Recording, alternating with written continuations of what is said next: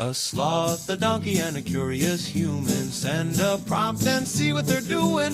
One hits record with a question on his mind. Two brothers pick it up, see what they find. Corn takes his time, Herman's got the facts. Back and forth, they never hold back. My weird prompts, come on in, that's where we begin. My weird prompts, glad you're here. This episode was generated using artificial intelligence. Please verify facts.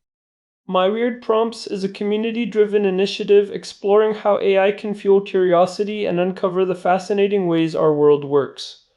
GPU compute for this podcast is generously provided by Modal. Learn more at modal.com. Hey everyone, welcome back to My Weird Prompts. I'm Korn, and I'm currently looking at a very expensive, very intimidating pile of cables and plastic boxes scattered across our kitchen table here in Jerusalem. It looks less like a podcast setup, and more like we are trying to intercept satellite transmissions from the 1980s. And I am Herman Poppleberry, the man responsible for that pile. Although, to be fair, Daniel was the one who kicked this whole thing off. Our housemate Daniel sent us a prompt earlier this week that really struck a chord, especially after that disastrous attempt we had trying to get a stable connection during our last trip out of the city. Do you remember that hotel in the Galilee, Korn? Oh, please do not remind me. There is nothing quite as humbling as paying for high-speed hotel internet, only to realize that the signal cannot even penetrate the bathroom door, let alone handle a high-definition video call. It is the great myth of the modern traveler, right? The idea that as long as there is a little Wi-Fi icon in the lobby, you are good to go. You see that icon and you think, great, I can work from here. And then you open your laptop and realize you are sharing a single, ancient DSL line with 80 other tourists who are all trying to stream Netflix at the same time. It is a productivity killer, plain and simple. We have reached a point in March of 2026 where relying on public infrastructure is basically gambling with your career if you work remotely. If your livelihood depends on being online, you cannot leave your connectivity to chance. But Daniel's prompt today is about moving past the frustration. He wanted us to look at the professional grade side of things. Not just carrying a little plastic puck in your pocket that you bought at the airport, but actually building a reliable, high-performance cellular setup that works anywhere in the world. This is what we are calling the pro move. It is a fundamental shift in mindset. We are moving away from being passive consumers of whatever signal is available and becoming our own miniature internet service providers. And look, we have touched on pieces of this before. If you go back to episode 805, we talked about building enterprise networks in a backpack for high-stakes situations. But today is different. Today is about the hardware, the physics, and the logistics of making 5G actually work when you are thousands of miles from home and the walls are 3 feet of solid stone. And the landscape has changed so much even in the last year. We are deep into 2026 now, and the gear that was cutting edge 18 months ago is already being replaced by Wi-Fi 7 and more sophisticated 5G modems. If you want to be a true road warrior, you have to understand the difference between a consumer hotspot and a professional travel router with external antenna ports. That is the fundamental starting point. If your router does not have ports, you are already at a massive disadvantage. So let's start there, Herman. Why is cellular the only real answer? Why can't we just wait for hotel Wi-Fi to get better? I mean, it is 2026. Surely they have figured out how to put a router in every room by now. You would think so, but physics and economics are working against you. A hotel has to share a single backhaul pipe among hundreds of guests. Even if they have Wi-Fi 7 access points, if the pipe coming into the building is congested, you are stuck. Plus, hotels are often built like fortresses. Concrete, steel, and low-E glass are all incredible at blocking radio waves. Cellular, on the other hand, is the only truly dependable last mile because it is ubiquitous and, more importantly, you can control the hardware that receives it.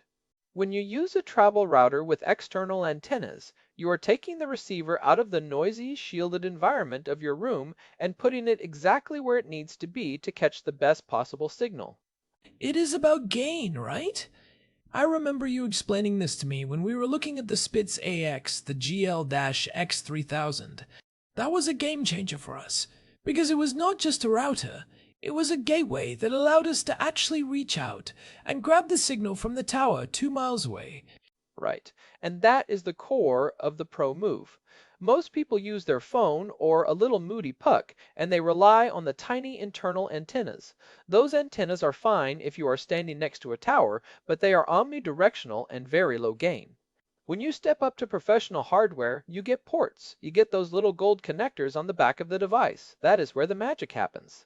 Now that we have covered the router as the brain, let's talk about the ears of the system, the antennas.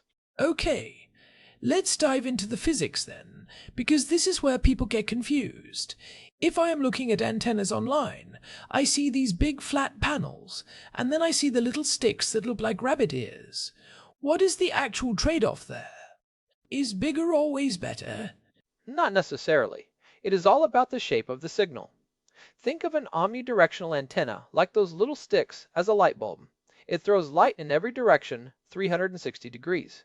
It is easy to use because you do not have to aim it, but the light is not very bright in any one spot.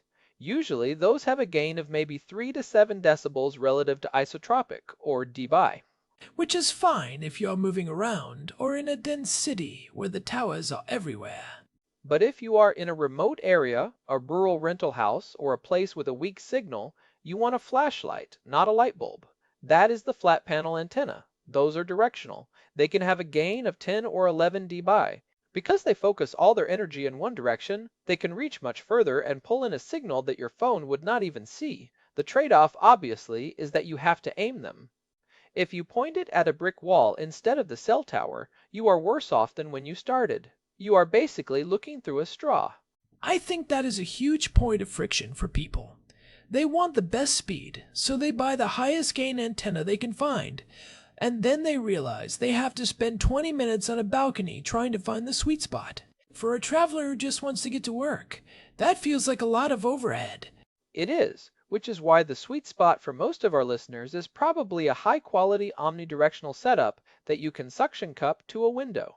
You might lose a few decibels of gain compared to a panel, but the convenience of not having to hunt for a tower location is worth it. But here is the thing that people miss most often, MIMO. Multiple input, multiple output. Right, we see this on all the spec sheets now.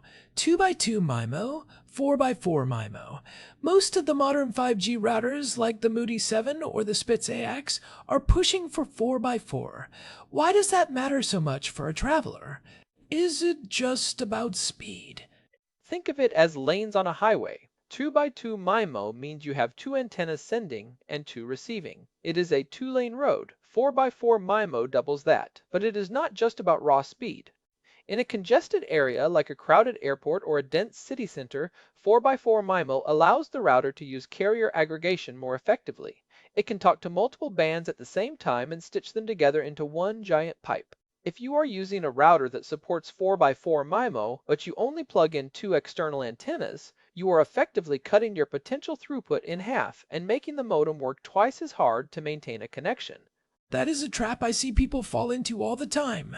They buy a top-tier router like the GL-X3000, which has 4 antenna ports on the back, and then they buy a cheap 2x2 antenna because it is smaller or cheaper. They are literally leaving performance on the table. They are, and it is even worse than just losing speed. You are losing stability. Those extra spatial streams help the modem deal with multipath interference, where the signal bounces off buildings or furniture. If you want that professional level reliability Daniel was asking about, you need to match your antenna count to your modem's capabilities. If the box has 4 ports, use 4 antennas. Period. Okay, let's talk about those ports because this is a massive headache. I learned this the hard way when I tried to plug a standard cable into the Moody 7. I thought all these gold connectors were the same, but apparently they are not. Oh, the connector mismatch. This is the bane of the mobile networking world. Most desktop or fixed location routers like the Spitz AX use SMA connectors. They are threaded, they are sturdy, and they are the industry standard. But when you get into ultra-portable gear, like the new Moody 7, which is the GL-E5800, they use TS9 ports. These are tiny push-on connectors. And they feel like they are going to snap off if you look at them wrong. They don't have that satisfying click or thread. They are definitely more fragile. Manufacturers use them because they take up almost no space on the circuit board, which is how you get a 5G router that fits in your pocket. But the problem is that almost all high-quality external antennas come with SMA cables, so you have to use a pigtail adapter to go from SMA to TS9. And that is where we lose signal, right? Every time you add a connector or an adapter, you are paying a tax to the physics gods. It is called insertion loss. Every adapter can cost you half a decibel or more. If you have a long, cheap cable and two adapters, you might actually be losing more signal in the wire than you are gaining from the antenna. That is why I always tell people to look at the cable quality. If you are running a cable from a window to your desk, do not use the thin stuff that comes in the box.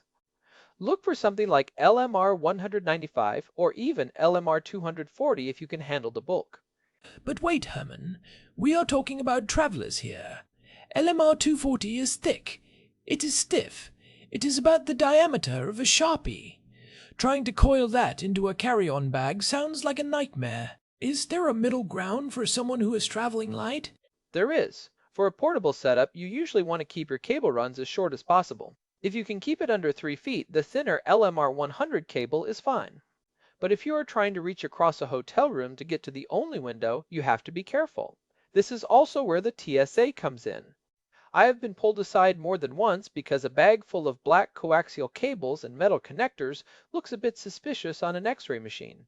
I can imagine. It looks like you are carrying a very specific type of hardware that security agents aren't used to seeing. What is your advice for getting through security with a pro-grade network kit without getting a secondary screening every time? Keep it organized. I use a dedicated tech pouch for all my antennas and cables. If you have them neatly coiled and labeled, security usually just sees it as high-end camera gear or something similar. And whatever you do, do not leave the antennas attached to the router while it is in your bag. The leverage from a long antenna can easily snap the internal solder points of the port if the bag gets bumped. I have seen people ruin a $1,000 router because they were too lazy to unscrew the antennas before packing. That is a great tip. So we have the hardware, we have the antennas, we have the cables. Now we have to actually connect to the world. Moving from the hardware in your bag to the signal in the air, let's look at the global band strategy. I remember back in episode 543, we talked about the eSIM revolution and how it was turning carriers into dumb pipes. But the hardware still has to support the actual frequencies, right? You can't just software your way out of a missing frequency band. It does. This is the part that trips up even technical people.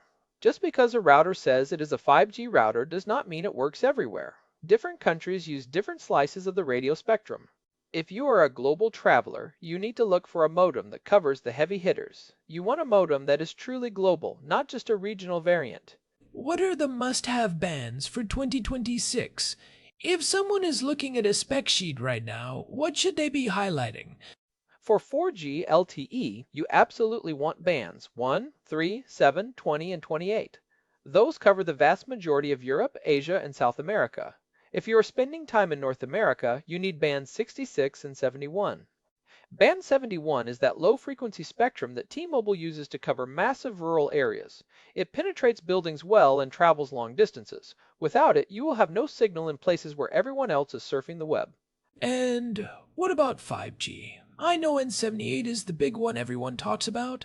N78 is the king. It is the mid-band spectrum used almost everywhere in the world for high-speed 5G, but you also want to see support for N41 and N71. The good news is that the latest chips, like the ones in the Moody 7 or the Spitz AX, are much better at this than they were a few years ago. They are becoming more universal. But you still have to check the regional version of the hardware before you buy it. There is often a North American version and a global version. This is where a site like Waveform is so valuable. We have mentioned them before, but they have these compatibility guides that show you exactly which antennas match which routers and which carriers. It takes the guesswork out of it. They even have charts showing which bands are used by which providers in different countries. It really does.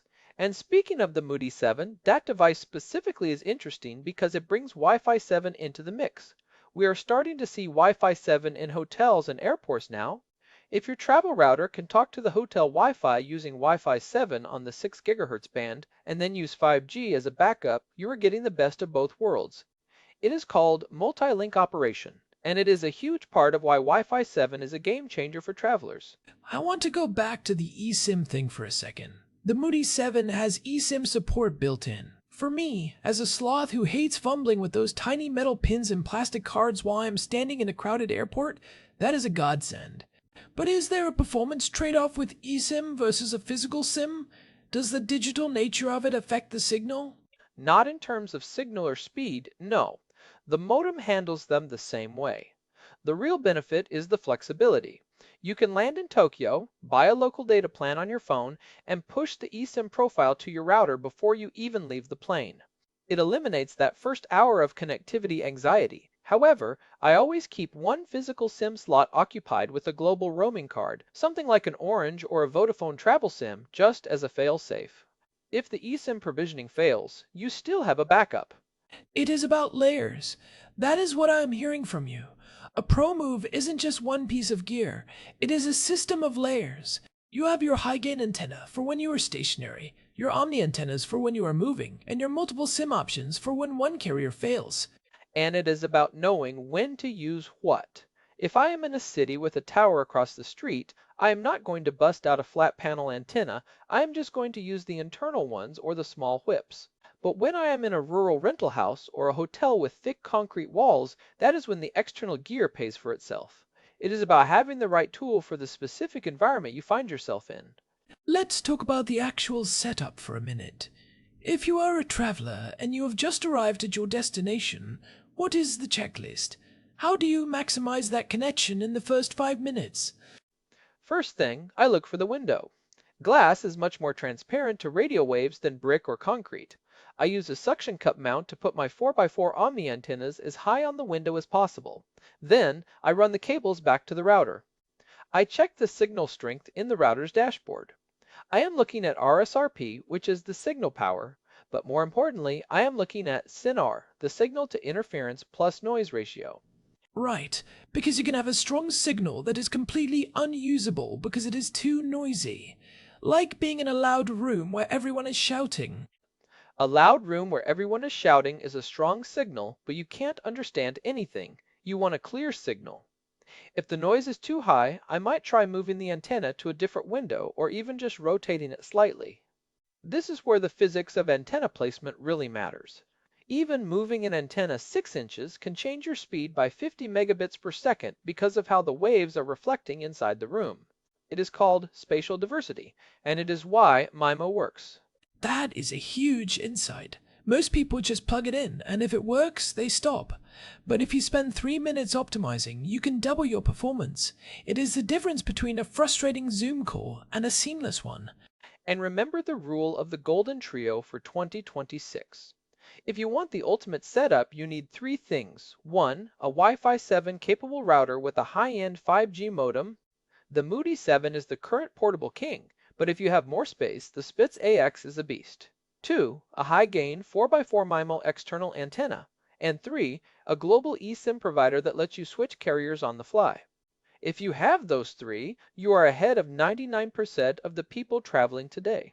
I think people also underestimate the power of the router itself as a security tool. When you are using a travel router, you are creating your own private network. All your devices connect to your router, and your router connects to the world. You are not exposing your laptop or your phone to the hotel's network directly. That is a massive point, Korn, especially with built-in VPN support. These GL-iNet devices have WireGuard built in. I can have my entire network tunnel back to our house here in Jerusalem with one click. To the rest of the internet, it looks like I never left home. That avoids all those annoying security alerts from your bank or your email provider when they see a login from a random IP address in a different country. It is a security layer and a convenience layer all in one. It really is a complete ecosystem. But I have to ask, Herman, what about the future? We are seeing more and more about satellite to cellular. Starlink has their direct-to-cell service spinning up. Is all this antenna hardware going to be obsolete in a couple of years? Are we going to look back at these cables and laugh? It is a great question. We are already seeing the early stages of that. But the reality is that satellite to cell is currently designed for emergency messages and low bandwidth tasks. It is not going to replace a 50 megabit per second 5G connection for a Zoom call anytime soon. The laws of physics regarding antenna size and power consumption still apply. For the foreseeable future, if you want high-speed, low-latency internet while traveling, cellular with external antennas is going to remain the gold standard. Satellite is a great backup, but it is not the primary pipe yet. It is funny how it all comes back to the antennas. We spend all this money on the fastest chips and the latest software, but at the end of the day, it is a piece of metal shaped in a specific way that makes the whole thing work. It is the most analog part of our digital lives. It is the most underrated part of the stack. People will spend $1,000 on a phone and then complain that the internet is slow, not realizing that the antenna inside that phone is the size of a fingernail. When you step up to a professional antenna, you are giving the modem a much bigger ear to listen with. You are giving it the ability to hear a whisper from miles away. Well, I think we have given people a lot to think about. This was a deep dive, but it feels necessary. If you're going to be out there in the world, you might as well have the best tools for the job. Don't let a bad hotel Wi-Fi connection ruin your trip or your career. And look, if this sounds overwhelming, just remember the upgrade rule. Moving from 0 external antennas to any external MIMO antenna is the single biggest performance jump you can make. You do not have to start with the most expensive directional panel. Just get the router with the ports and a decent set of window mount omnis. You will notice the difference immediately. It is like taking the earplugs out. I think that is the perfect place to wrap up the technical side. Before we go, I want to remind everyone that if you are enjoying these deep dives, please leave us a review on your favorite podcast app or on Spotify.